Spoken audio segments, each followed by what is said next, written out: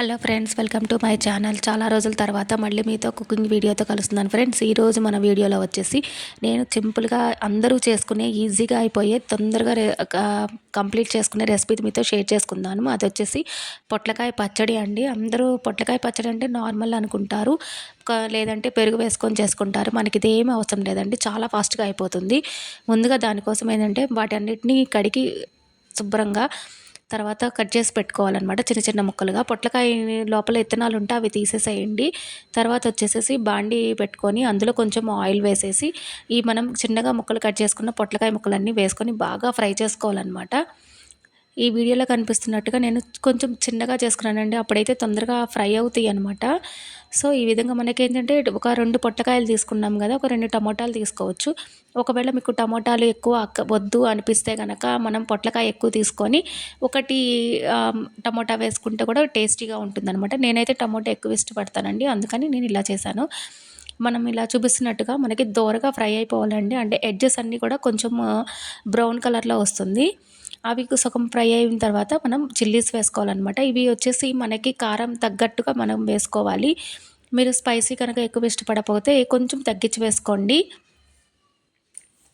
ఈ విధంగా 2 చూసారు కదా ఫ్రెండ్స్, ఇలా బాగా ఫ్రై అయిపోవాలన్నమాట. చుట్టూ కూడా అలా రెడ్గా కనిపిస్తుంది కదా, మనం తర్వాత సన్నగా కట్ చేసుకుని టమోటా ముక్కలను కూడా వేసేసుకోవాలండి. ఇవి కూడా బాగా ఫ్రై అయిపోవాలన్నమాట. మనం ముక్కలు వేగకుండా టమోటాలు వేస్తే గనక అవి ముక్కలు అనేవి ఫ్రై అవ్వవు, పచ్చి పచ్చిగా ఉంటాయి. సో ముందు పొట్లకాయ ముక్కలు, పచ్చిమిరకాయలు అన్నీ ఫ్రై అయిన తర్వాత మటుకే టమోటాలు వేసుకోవాలి. టమోటాలు వేసిన తర్వాత నేను కొంచెం చింతపండు ఇందులోనే యాడ్ చేసేసానండి. అప్పుడు ఏంటంటే ఆ వేడికి తొందరగా మగ్గిపోతుంది. ఇప్పుడు దీన్ని వచ్చేసి మనం కంప్లీట్గా చూసేసారు కదా, టమోటాలు కూడా మగ్గిపోయినాయి.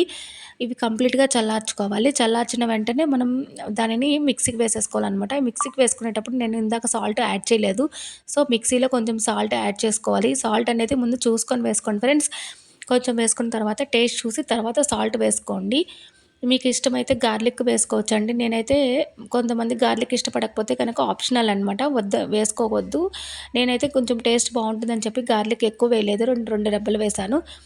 ఇది పోపు కూడా ఫ్రెండ్స్, మీకు కావాలి అంటే పోపు వేసుకోవచ్చు, లేదు అంటే కనుక పోపు వేసుకోకపోయినా కూడా టేస్టీగానే ఉంటుంది. నేనైతే పోపుతోనే ఇష్టపడతాను, క్రంచీగా ఉంటుంది కదా పప్పులు వేస్తే.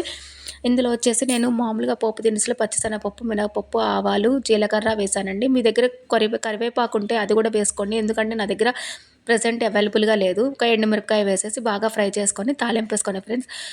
ఇది చాలా చాలా చాలా ఎమ్మీగా ఉంటుంది. ఇది ఇడ్లీ, దోశకి అయినా కూడా చాలా బాగుంటుంది ఫ్రెండ్స్. ఒకసారి ట్రై చేసి ఈ రెసిపీ మీకు ఎలా అనిపించిందో నాకు కమెంట్ సెక్షన్లో కమెంట్ చేసుకోండి ఫ్రెండ్స్. Okay friends, bye.